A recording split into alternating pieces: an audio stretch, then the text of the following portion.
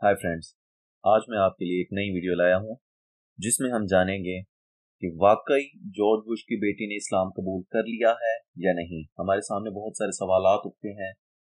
अक्सर जगहों पर हमने ये देखा है, लोग कहते हैं कि जॉर्ज बुश की बेटी ने इस्लाम कबूल कर लिया है। तो हम आज छोटी सी तहकीक में जानेंगे कि आखिर जॉर्ज बुश की बेटी ने इस्लाम कबूल किया है या नहीं। जॉर्ज बुश जो कि 43वें प्रेसिडेंट हैं अमेरिका के, और इनकी सिर्फ और सिर्फ 2 बेटियां हैं, और उन 2 बेटियों में पहली का नाम जीना बुश हैगर है।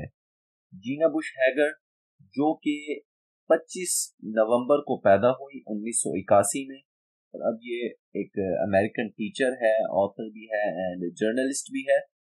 इन्होंने इस्लाम कबूल नहीं किया। और जो हमारे पास दूसरी है वो है बारबारा बुश। बारबारा बुश जो कि पैदा हुई 1981 में। ये दोनों बेटियां जॉर्ज बुश की हैं और ये दोनों बेटियां ट्विंस हैं।